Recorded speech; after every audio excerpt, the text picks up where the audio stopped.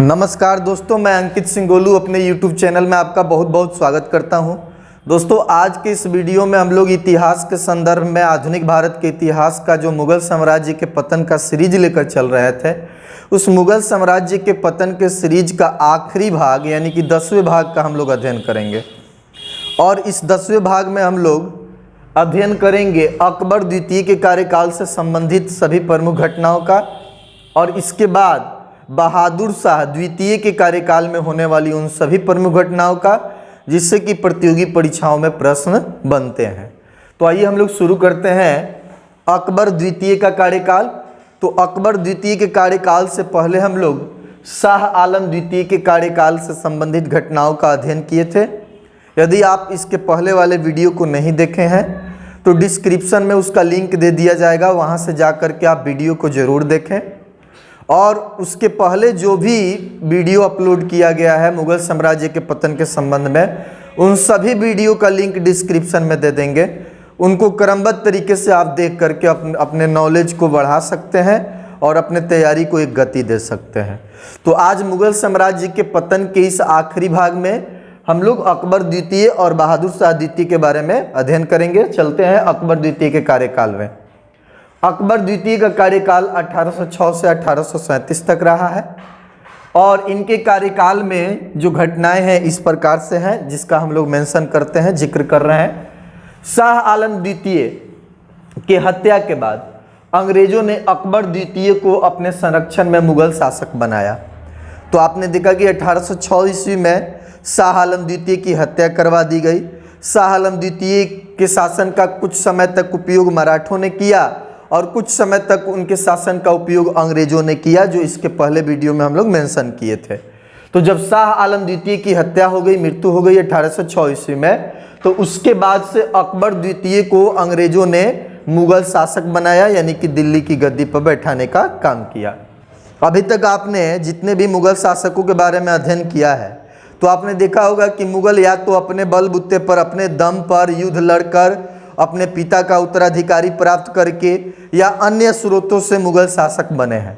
लेकिन कई ऐसी भी घटनाएं आपने देखा, आज सैयद बंधुओं के द्वारा कई मुगल शासक को बनाया गया। इमादुल मुल्क जो उस समय के एक ताकतवर व्यक्ति थे, उनके द्वारा भी कई मुगल शासकों को बनाया गया। तो ये सब घटनाएं हुई है। मतलब कि मुगल शासक जो भी बने हैं, या तो उत्तराधिकारी पिता का प्राप्त किए हैं, या तो युद्ध लड़के बने हैं, या तो सैयद बंधुओं ने बनवाया, या तो इमादुल मुल्क ने बनवाया। लेकिन अंग्रेजों के द्वारा मुगल शासक बनाने की ये पहली घटना है। अंग्रेजों के संरक्षण में मुगल शासक बनने वाले अकबर द्वितीय पहले मुगल शासक हैं।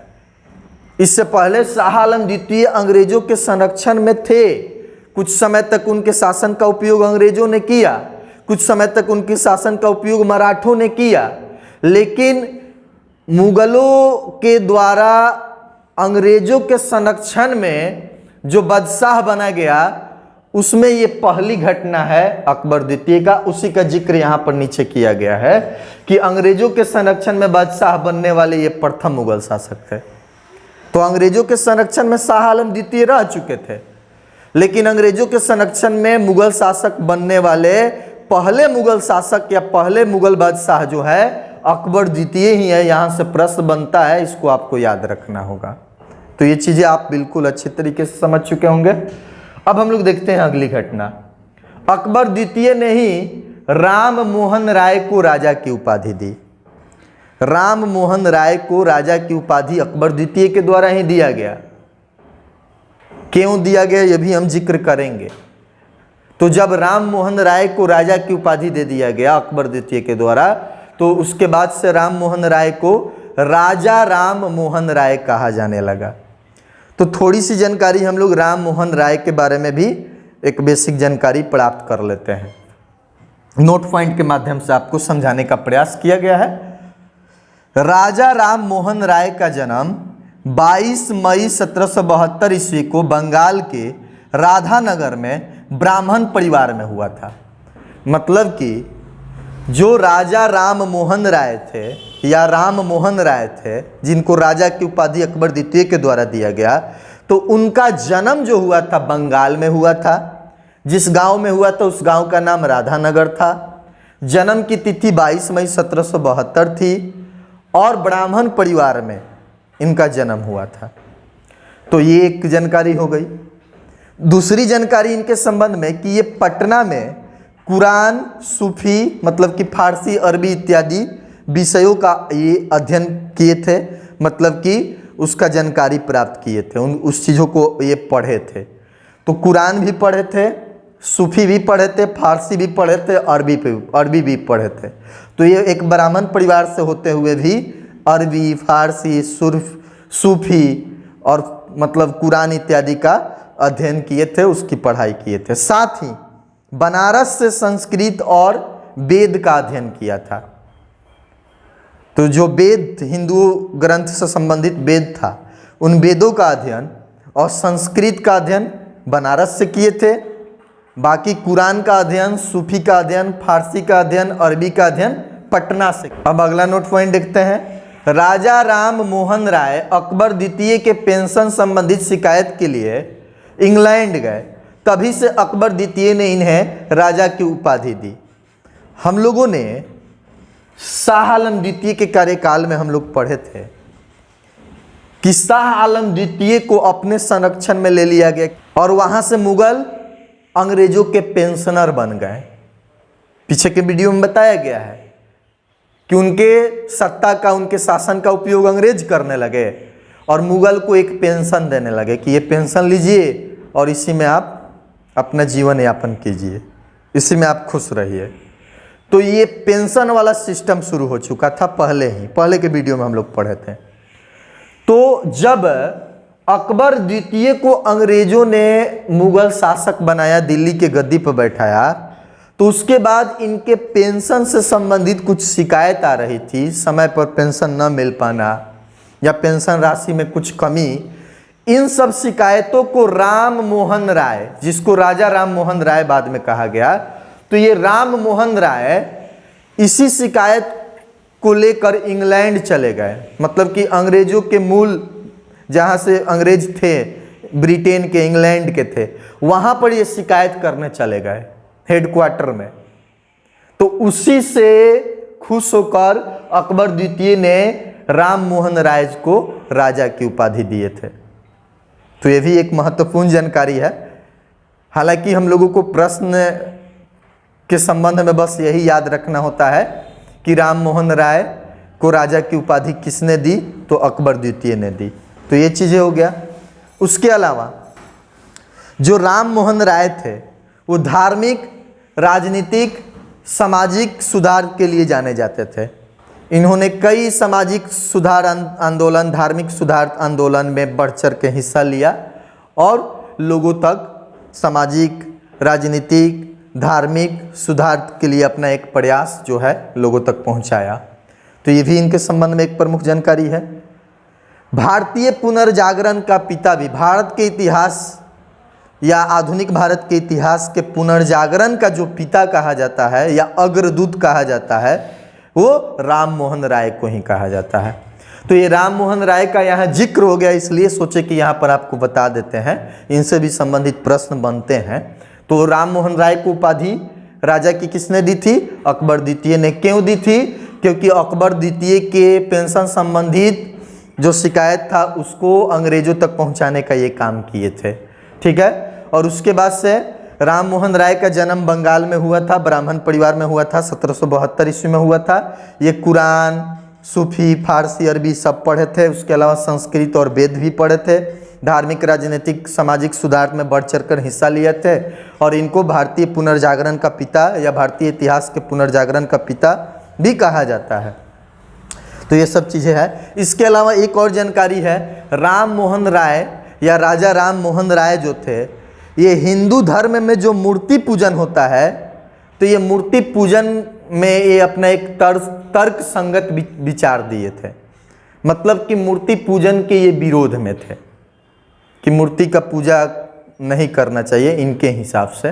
तो इन्हीं के काल में मुगलों के सिक्के 1835 ईस्वी में बंद हो गए।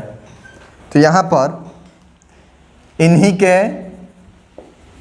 काल में, यहाँ पर ऐड कर लेना है, मिस हो गया था। इन्हीं के काल में इन्हीं के काल में मुगलों के सिक्के 1835 ईस्वी में बंद हो गए। मुगलों का जो सिक्का चलता था वो अकबर द्वितीय के कार्यकाल में ही बंद हो गया। तो ये भी महत्वपूर्ण जानकारी है, यहाँ से भी प्रश्न पूछा जाता है कि किस मुगल शासक के कार्यकाल में मुगलों के सिक्के चलने बंद हो गए। तो अकबर द्वितीय के कार्यकाल में, ये भी आपको याद रखना है। मुगल साम्राज्य का पतन स्पष्ट आपको दिख रहा है। 1837 ईस्वी में इनकी मृत्यु हो गई।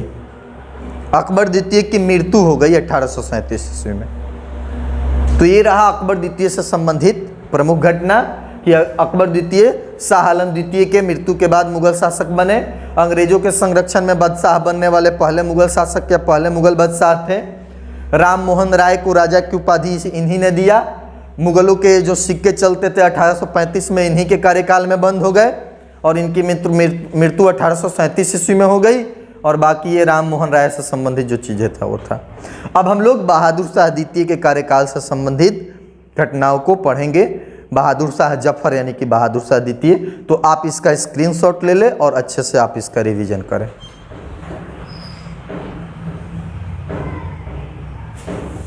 आइए अब हम लोग देखते हैं बहादुर शाह द्वितीय यानी कि बहादुर शाह जफर के कार्यकाल में होने वाली प्रमुख घटनाओं के बारे में। बहादुर शाह द्वितीय का कार्यकाल 1837 ईस्वी से 1857 ईस्वी तक रहा है और इनके कार्यकाल की जो प्रमुख घटनाएं हैं इस प्रकार से है, बारी बारी से हम लोग इसका जिक्र करते हैं। यह अंतिम मुगल शासक थे। मुगलों के अंतिम शासक बहादुर शाह द्वितीय यानी कि बहादुर शाह जफर थे। तो ये चीज़ें आपको ध्यान में रखना है, पहले भी इसका हम लोग मेंशन कर चुके हैं। बहादुर शाह द्वितीय अकबर द्वितीय के पुत्र भी थे, ये भी जानकारी आप मतलब ध्यान में रख सकते हैं। प्रसिद्ध शायर होने के कारण इन्हें जफर कहा गया। ये उर्दू के प्रसिद्ध शायर थे जिसके कारण इनको जफर भी कहा गया। जफर इनको एक उपाधि दिया गया शायर होने के कारण। तो बहादुर शाह के कार्यकाल से संबंधित चीज़ें आपने देखा कि ये अंतिम मुगल शासक थे, मुगलों के अंतिम शासक। ये अकबर द्वितीय के पुत्र थे। उसके अलावा ये प्रसिद्ध शायर थे, उर्दू के प्रसिद्ध शायर होने के कारण इन्हें जफर कहा गया। 1857 के विद्रोह में विद्रोहियों का साथ देने के कारण अंग्रेजों ने इन्हें बंदी बना लिया और निर्वासित करके रंगून भेज दिया।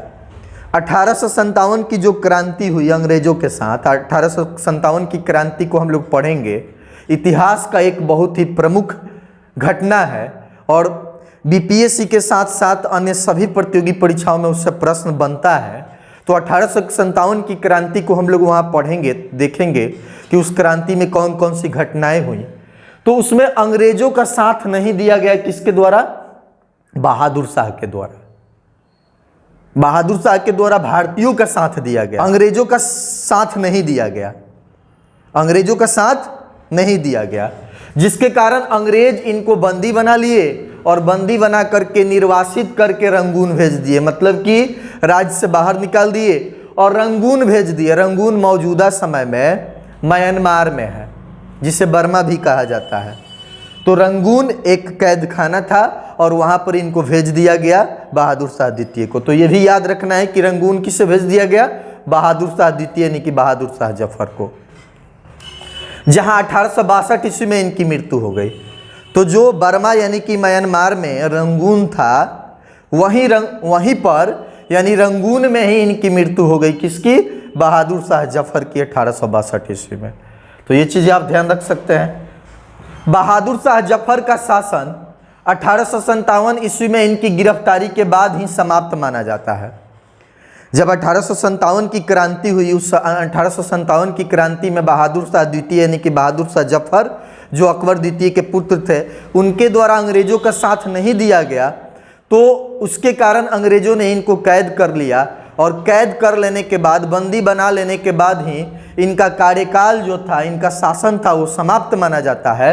हालांकि कानूनी रूप से मुगल साम्राज्य का पूर्णतः पतन, मतलब मुगल साम्राज्य जो 1526 ईस्वी से भारत में स्थापित हुआ, उसका पूर्ण रूप से पतन जो माना जाता है, वो पतन 1 नवंबर 1858 ईस्वी को माना जाता है, जब महारानी विक्टोरिया ने एक घोषणा पत्र के बाद इन्हें समाप्त कर दिया था। तो ये चीज़ें भी आप याद रख सकते हैं कि 1 नवंबर 1858 को जो अंग्रेज की महारानी विक्टोरिया थी, तो महारानी विक्टोरिया के द्वारा एक घोषणा पत्र के माध्यम से मुगल साम्राज्य को समाप्त माना गया और वहाँ से अंग्रेजों का शासन पूर्ण रूप से शुरू होता है। तो ये थी बहादुर शाह द्वितीय के कार्यकाल से संबंधित प्रमुख घटना। कुछ नोट पॉइंट है इनके संबंध में। बांग्लादेश की पुरानी ढाका में विक्टोरिया पार्क का नाम बदल के इनके नाम पर रखा गया। बहादुर शाह जफर के नाम पर विक्टोरिया पार्क का नाम बदल करके बहादुर शाह जफर पार्क रखा गया है। उसके अलावा लाहौर में एक सड़क का नाम भी बहादुर शाह जफर के नाम पर उस सड़क का नाम रखा गया। ऐसा क्यों किया गया? क्योंकि ये मुगल बादशाह तो थे, मुगलों के शासक थे, अंतिम शासक थे, लेकिन ये देशभक्त थे। मतलब कि भारतीयों से इनको प्यार था, प्रेम था, ऐसा माना जाता है। पुस्तकों में ऐसा मेंशन है। और यहाँ तक कि इन्होंने 1857 की क्रांति में, मतलब मुगलों के द्वारा जो शासन चलाया जा रहा था बहादुर शाह जफर के द्वारा, तो ये अपने शासन के तरफ से और अपने तरफ से अंग्रेजों का साथ नहीं दिए थे, तो इसलिए इनको देशभक्त के तौर पर देखा जाता है। और ये एक प्रसिद्ध शायर भी थे। जब ये छुपे हुए थे अपने पुत्रों के साथ, तो उस समय मेजर हडसन जो अंग्रेज थे, इनके द्वारा एक मतलब शायरी कहा गया था। मेजर हडसन के द्वारा इनके लिए कहा गया था, मतलब बहादुर शाह जफर के लिए। दमदमे में दम नहीं, खैर मांगो जान की, ऐ जफर ठंडी हुई तेग हिंदुस्तान की। मतलब मेजर हडसन के द्वारा ये कहा गया किस पर? एक व्यंग कहा गया बहादुर शाह जफर पर कि दमदमे में दम नहीं, खैर मांगो जान की, ऐ जफर ठंडी हुई तेग हिंदुस्तान की, जब ये छुपे हुए थे। तो उसी समय ये चूंकि उर्दू के एक प्रचलित शायर थे, बहादुर शाह जफर के द्वारा कहा गया था, गजियों में बू रहेगी जब तलक ईमान की, गजियों में बू रहेगी जब तलक ईमान की, तख्त ए लंदन तक चलेगी तेग हिंदुस्तान की। तो ये एक प्रमुख शायर थे। इनके अलावा इनका कुछ और प्रमुख शायरी था, जिसमें काफ़ी प्रचलित एक शायर है कि ना किसी की आंखों का नूर हूँ, ना किसी के दिल का करार हूँ, जो किसी के काम ना आ सका वो बुझता हुआ चिराग हूँ। तो ये अपने पछतावे पर कहे थे कि हम देश के लिए कुछ नहीं कर पाए।